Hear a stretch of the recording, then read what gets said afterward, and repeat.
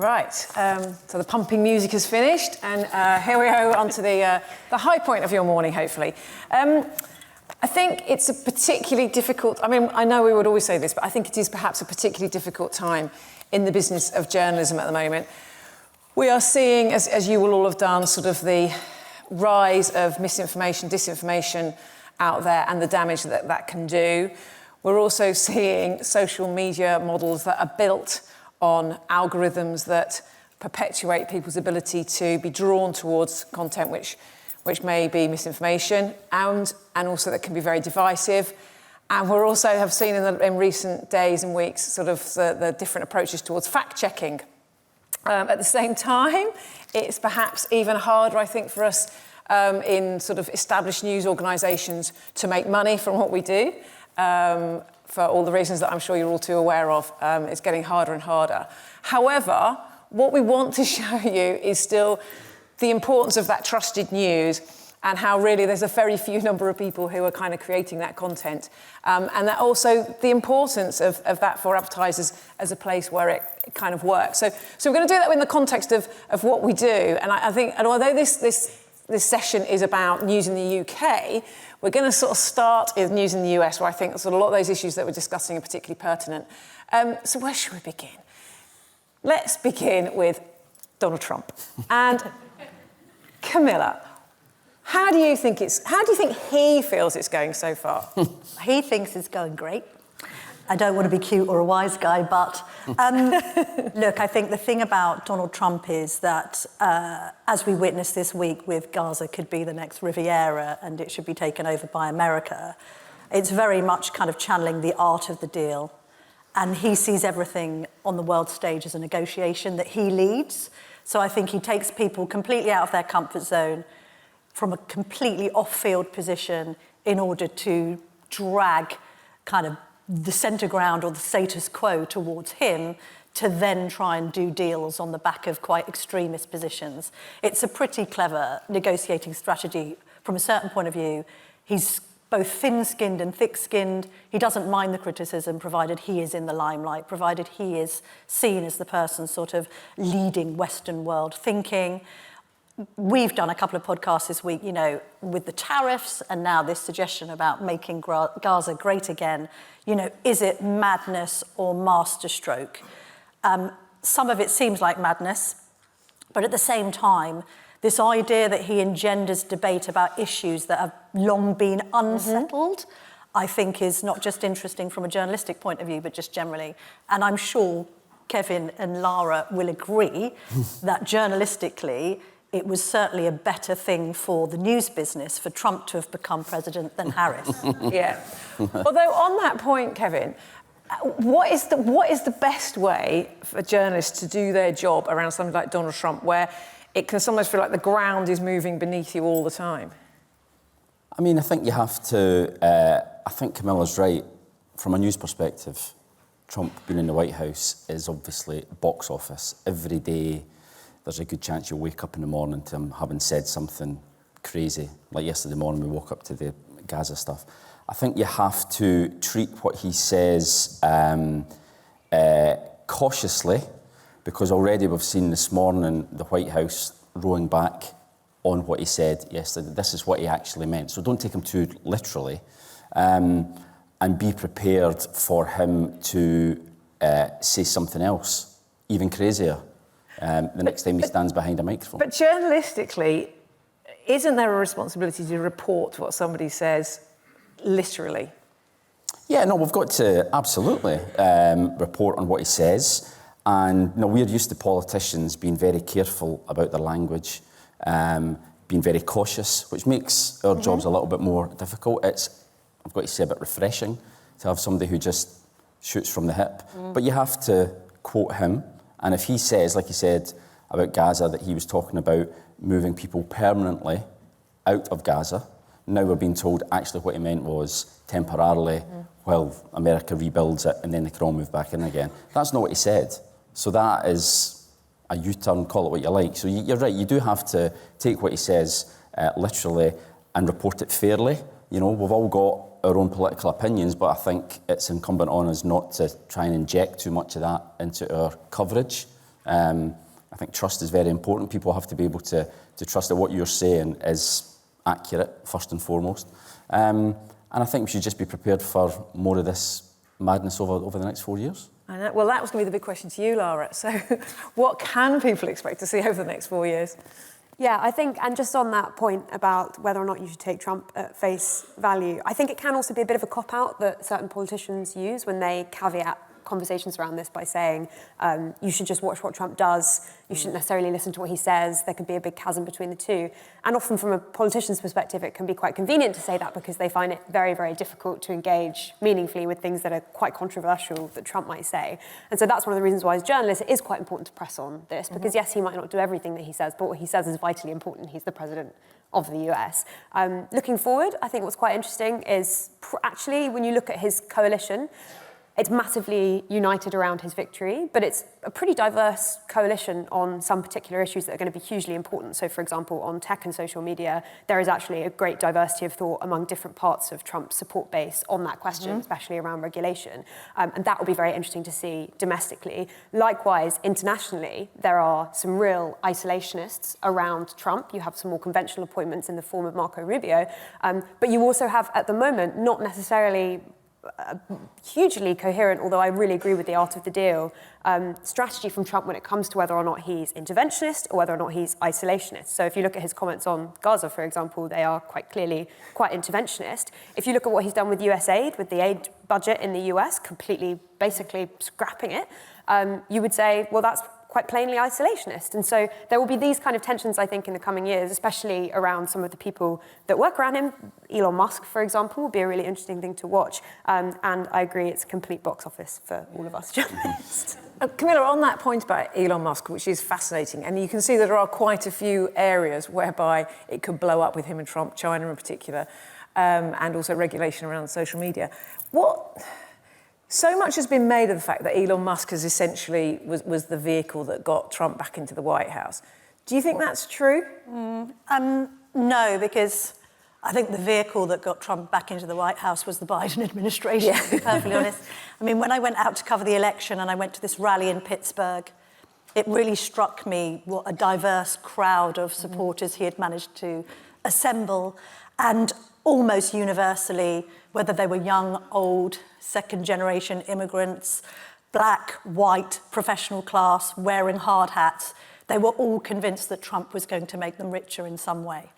And they were all united in their condemnation of Biden having been kept in office for so long, and by association blamed Harris for that, and the Democrats in general for basically trying to pull the wool over the public's eyes as to his unfitness for office. When it comes to Elon Musk, you look at that relationship and wonder how long it can last. I do agree with Lara's point. What's been interesting about Trump, and maybe we'll get on to Nigel Farage's reform and how the Trump administration helps him, but also in a way slightly hinders him. I think it is interesting how Trump has thickened his front bench with real people of personality and character. And in the case of J.D. Vance, whether you agree or not with his ideology, intellect. I mean, he's kind of professionalised and academised, in a way, the Republican offering with J.D. Vance, who is a much more sort of thoughtful politician and is making quite a lot of manoeuvres in a quite pro-worker, pro-productivity and manufacturing way that almost seems slightly counterintuitively left-wing when you consider the right-wing offering that he represents. Then you look at people like RFK Jr. and all the rest of it and think to yourself, well, this is somebody now who was a one-man band and is now almost willing to sort of share the love, which obviously broadens his appeal. Tulsi Gabbard and others, you know, associated with the Democrat movement. You know, is there enough space for Trump and Elon Musk's ego? I'm not quite sure. Clearly, you know, the kind of impact he's having at Doge and this idea that they can say to the American electorate, we are saving money, we are saving your taxpayer dollar, I think is really effective. But naturally, people are going to be sceptical about the amount of influence that Elon Musk, as an unelected official, is wielding at the White House. I think that's a legitimate complaint. It's also the same complaint with reform. Oh, he's going to give you 100 million quid. Hang on a minute. I thought you were anti-globalist and anti-international interference. But does it reach a point, though, because it will become dangerous for Donald Trump to go to war with Elon Musk because he is the richest man in the world and he has huge influence?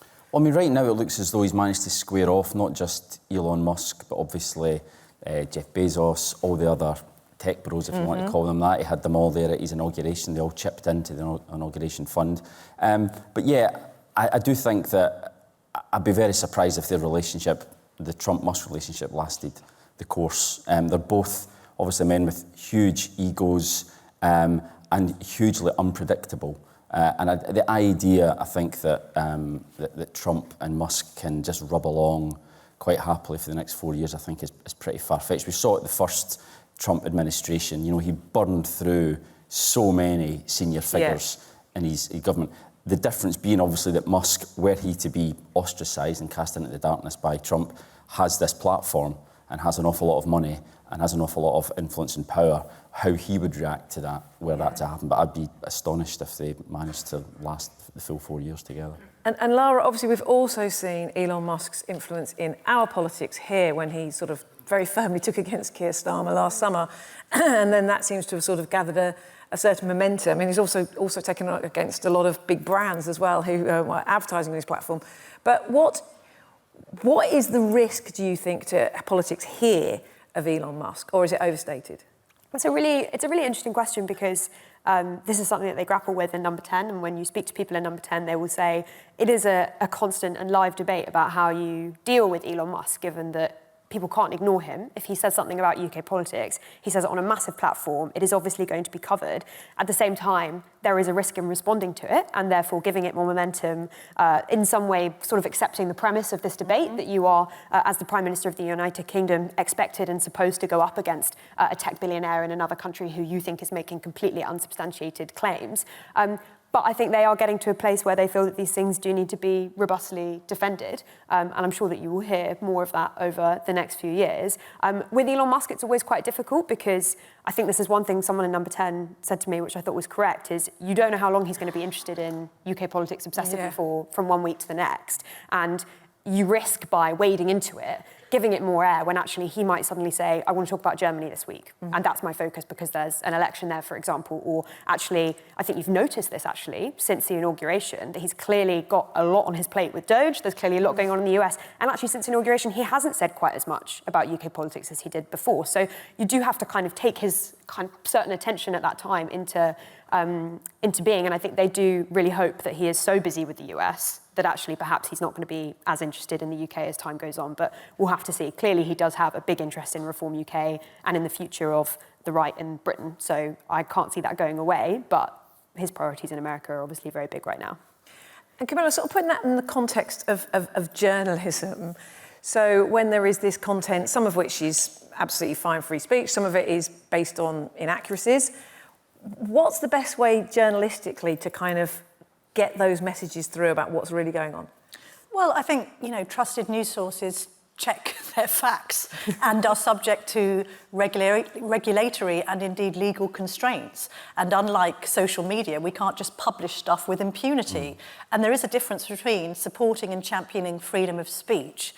Supporting and championing freedom of speech is not the freedom to say whatever you like. And we've seen this in sort of what's happened now, and it's happened even in the last week. We had a situation with the Southport killings where there was a huge amount of speculation on social media. Then it's used against the mainstream media. Oh, you're hiding things from us. No, we are restricted by law from being in contempt of court and for prejudicing a trial. Like or loathe Ruda Cabana, and nobody does like him, he could have pled not guilty. And then all of the information should have come out at trial. That's the way that this works. Seeing it again, I've been sent a few messages about the murder of the schoolboy. That's gaining ground at the That's moment. now gaining momentum, and who the perpetrator was. Two major legal problems with that. First of all, the perpetrator, the accused, is a minor and can't be named for legal reasons. And second of all, there's suggestions about a lockdown last week, and this will all come out in the trial, and that's the right time for it to come out. So what I object to is the idea of people who are publishing with impunity then trying to use their own sort of social media freedoms as a stick with which to beat the respectable media who are doing it all in the right way, because funny enough, we've got no interest at all in collapsing the trials of actual child killers. And that's the difference here. And it comes in as well with the kind of Musk championing of Tommy Robinson, I think with a degree of ignorance about Tommy Robinson's past as a convicted criminal and all the rest of it. There can be an argument about Tommy Robinson raising awareness of the grooming gangs that we can't dispute, but, you know, and it's not a lofty position, by the way. We're not sort of taking this MSM, oh, well, we're much more important than nobody else can have a say. But you've got to do it within the bounds of the law and in the bounds of press regulation. Otherwise, it's just a free-for-all, and that's not what we want. We want people to be able to trust our work because it is respectable journalism. Yeah, I mean, if you can't trust, if there isn't a MSM, a mainstream media that people can trust and know that, regardless of the political affiliation of the publication, they know that what is being published is true. If that goes, then we're in a complete world of pain. You know, if we're then just lumped in with social media where, you know, everything goes, it doesn't matter. As you say, there's no fact-checking. It's just opinion dressed up as fact and conspiracy theories. That's why, you know, without wishing it sound too pompous, what we do, I think, is more important than it's ever been, because there is so much misinformation out there that you have to try and counter. Lara, let's sort of turn to the United Kingdom. So there was a poll earlier this week which for the first time put reform, I mean, I know it's only one poll out of many polls, but it's put reform ahead of both Labour and the Conservatives. Will they still be there by the time of the next election? Well, I mean, we were chatting about this before, and I mean, it's quite hard to argue that the first more than 6 months of this Labour government has been an unambiguous success, I think. It's very fair to say that even they would admit that there are some serious mistakes that they've made, and that when it comes to things like the budget, it's created a huge amount of confusion and difficulty for them. When you speak to people in Number 10, they're fairly confident that when it comes to the next election, they're in a really strong position. They've got a massive majority. They are worried about the possibility of a Reform-Conservative merger, of course. And the poll this week, that same poll did show that there was quite widespread support from that within the Conservative Party, which I thought was very interesting, though there are huge obstacles to that merger happening. But I think much will depend on how well Nigel Farage and Reform does. And we wrote a piece last Saturday for The Times on how Number 10 is planning to counter this reform threat and what their new strategy on reform actually is. And there is a kind of growing sense of nervousness, particularly among those more than 80 backbench Labour MPs for whom the reform threat is the biggest threat they face in their constituency.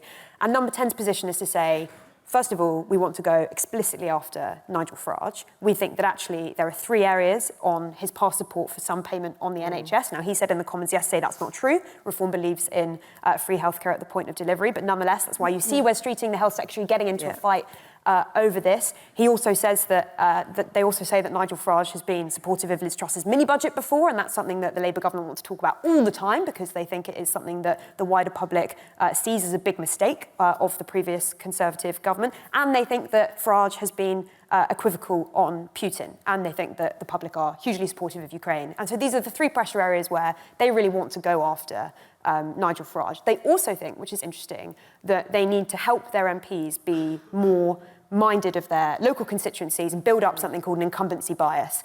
And I think this is probably going to be more difficult for them than they realise because there are going to be some big issues around possible spending cuts, particularly on welfare coming down the line. And if they're saying to their MPs, we want you to be super responsive to your local constituencies, and those MPs are saying, my local constituencies actually don't really want you to cut my benefits, then I think it's going to be quite difficult. So this is a really big area that Number 10 is thinking about very deeply on the question of reform. They're definitely putting in more plans than they had done before the start of the new year, but it's going to be really difficult for them. 100%, it will be very, very hard. But Kemi Badenoch's got a policy now, so that's good news, isn't Yes. it? Yes. So is it the beginning of the fight back? Well, I think that Nigel Farage poses more of a threat to Labour right now than to the Conservatives, because I think Reform have picked off. We had a situation where effectively Labour won a sort of loveless landslide on the basis of a 33.5% vote share of a 60% turnout. If you actually look at the Reform numbers, they were on 14% a year ago.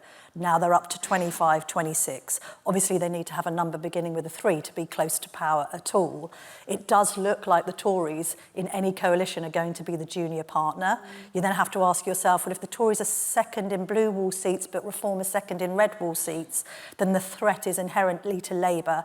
And actually, the appeal needs to grow in a leftwards rather than rightwards direction, because I would suggest that anybody who is on kind of Farage's right are already supporting Reform anyway. Yeah. Then I think he needs to borrow from the J.D. Vance school of, I'm going to appeal to the working man and woman, I'm going to protect manufacturing and productivity in this country. Oh, look at Labour, net zero, that's costing jobs in the oil and gas industry. Hello, unions, we can look after your people. And actually you can see people, where are they going to go? These red wallers that went for Boris Johnson in 2019 and feel deeply disappointed are now looking at their winter fuel allowance being taken, a degree of abject budget bungling.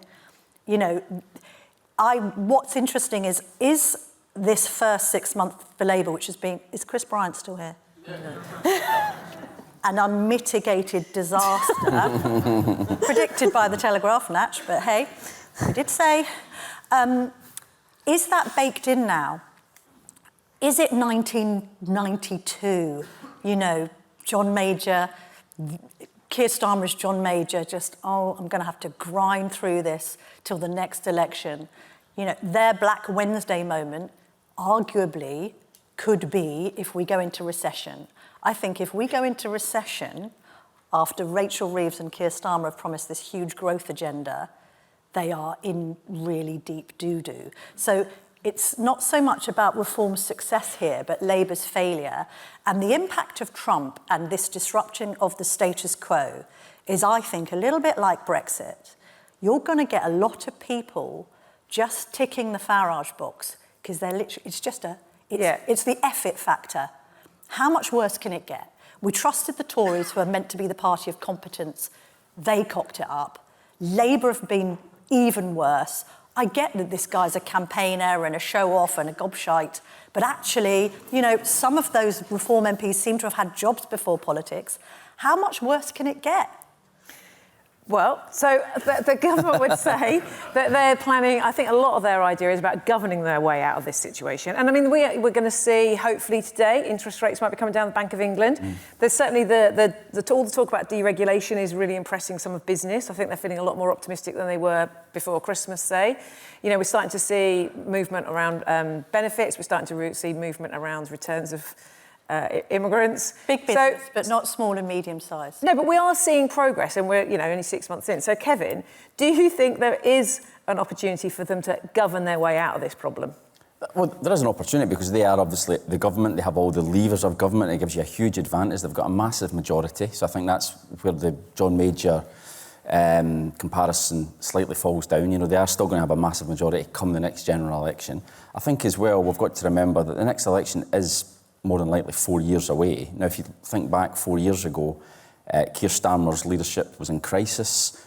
Boris Johnson, people were writing about him being in power for another 10 years. Remarkably, to think that now. Mm-hmm. So you would never have, people thought you're mad if you said, well, 4 years from now, Labour or Starmer will be Prime Minister with a 170-seat majority. You would have thought that was completely beyond the realms of possibility. So I think we have to be a little bit cautious. But there's no doubt that the trend at the moment is for Reform. That all three parties are pretty much neck and neck in the mid-20s. Reform are benefiting right now from we're fed up with Labour already. The Tories are completely unforgiven for the last 14 years, so we'll give these other guys a try. I just wonder whether Nigel Farage has a ceiling. He's a hugely divisive politician. I think there's a touch of hubris coming in now as well. They're talking, I'm all in favour of confidence, but when he starts talking about when I'm Prime Minister in 2029, a lot of people in this country, they like to prick pomposity. They don't like people taking them for granted, and I think he has to maybe rein that in a little bit. But just to answer your question, yeah, there is often an opportunity for Labour, obviously, but it all hinges on growth. They've banged on about growth being the number one mission. If they don't get growth and significant growth, then I completely agree with Camilla, they will be in quite a lot of trouble. And yes, it does all hinge on growth, but Are we also sort of seeing with this rise of an interest in reform, what it really demonstrates is this sort of major structural problems in the country, and it's the inequality that lies behind that? Do you think, Lara, that could be some bigger issues? Yeah, I mean, I think on the growth question, clearly Keir Starmer wants everyone to believe that it's his number one priority, but in a number of examples, growth has come second to what they want to do. So if Keir Starmer really cared about growth, there would be new oil and gas licenses. There's obviously areas where Keir Starmer says, actually, we don't necessarily care about growth as much as we might care about, for example, workers' rights in some instances. And he will say, you can do both. But when he was elected, he said, the key thing I stand for is explaining what trade-offs are in politics. And I'm going to be really honest with you about that. And I think when you look at some of the things that Wes Streeting says on healthcare, he's quite open about the fact that there are trade-offs. And that's the language that I think Keir Starmer might need to find on this question, which is that you do need to explain to people that actually, yes, we care a lot about growth, and you can see why. And I know that you mentioned that there's been progress on welfare, but there hasn't been enough progress on welfare. Like if you're looking at a welfare bill that's going to top 100 billion by the end of the decade, you're looking at tens of thousands of young people that literally leave school or university and go straight into sickness. It is an astonishing problem, and they don't yet know what they're going to do on these massive, massive budget questions, and they're going to need to find some answers on it. And I think if he doesn't find the language of what is his growth theory, and this is something that Paul Johnson of the Institute for Fiscal Studies wrote a fantastic piece for The Times about a couple of weeks ago, which is, what is Keir Starmer's growth philosophy? It's a really important thing, and when you came to George Osborne, former Chancellor, you came to George Gordon Brown, you knew intuitively what their overall philosophy was, and actually civil servants don't know what the growth philosophy of this government is, and so therefore they can't make intuitive decisions on this. Other cabinet ministers and politicians don't intuitively know what the philosophy on this is. So they do have some really important problems, I think, of communication here that they're going to need to figure out. And I think certainly the spending review is an opportunity for Rachel Reeves to do that. You're looking at asking ministers to find 5% savings on things. You are at that point, I think, if she stands up and if the growth forecasts have been downgraded, she's got an opportunity there to really explain what the philosophy of this government is. And that's something that we don't, I think, yet have a really clear sight of. It's interesting. Sort of on a bigger sort of picture of that, so journalistically reporting on this sort of stuff all the time, do you feel, Camilla, that there's a sort of hunger for information about politics as much as there's ever been, or do you sort of worry about this sort of, sometimes people talk about people are overwhelmed by the news, or do you think there's an actual desire for trusted news more? Yeah, absolutely. I mean, also I think people want to have the debates. I think we did have a period where certain viewpoints were shut out, and particularly on the Telegraph, we're sort of always talking about, like, you know, we're trying to be free-thinking and straight-talking, and actually, if Trump comes out with something controversial, let's just chat it out without anybody pointing at somebody in the corner and going, oh, well, if you agree with him, then you're a bigot and a racist. Can we just stop that now? Because we want to have the debates that really matter in this country. I think there is also a degree of... There's been a lot of sort of Britain's broken narrative, which I think we've got to be careful with as journalists. You know, we don't want to be depressing people day in, day out. There are so many, great many things that are brilliant about Britain. And I think the dialogue that needs to take place now is, look, we have seen, and it's stuff like, you know, that, well, Labour are going to attack Nigel Farage on Liz Truss's mini budget. You know, quite a lot of people in the country quite liked her mini-budget. They quite liked the ideas in it. They didn't like the execution, and even her and Kwasi Kwarteng now admit that they completely ballsed it up. But let's not marginalise people who actually do perhaps disagree, and let's listen and see if they have a point. So I think the role of journalism, so was this idea, oh, well, you know, they're all the same. The news media in the UK isn't all the same. I mean, we have got this amazing news media which literally will give you every different opinion from every different angle. You want to go and have a more of a left-wing view, great, you know, get the Guardian, lap it up. You want more of a right-wing view, get the Telegraph, and with us, we also have some contrary views within the own sort of newspaper industry itself. So I think it's great from a broadcasting point of view as well. You know, I know advertisers are constantly turning their noses up at GB News and that, and I would say this as a presenter of a Sunday show. It's so naive and ridiculous. You know, the rise of the new right, as it's now being called, you know, on the back of the sort of broadcast movement in the US, is a really significant body of now far more politically active people, younger men. Social media has fired the bellies of Gen Zs who want to be debating some of these issues, and these are all great fodder for advertisers. You know, if only advertisers would see it with a bit more kind of rationality and understand that, you know, shock horror, there may be some Gen Zs that agree with Trump, You know, a lot of them in America voted for the guy. So let's not shut off our minds to different opinions. Let's allow different opinions to flourish. That's what's somewhat been missing over the last 10 years. You've now got a load of people wanting to vote for who they want for and don't want to be told they're wrong for doing it. You know, you don't agree with me, therefore you're wrong, isn't the right attitude to take. And thank God it's not like that in the publications that we represent. Brilliant. I think on that point we can leave it. So thank you very much for your time, and I hope that you continue to enjoy the hard work that these people are doing on your behalf. Lovely. Thank you very much.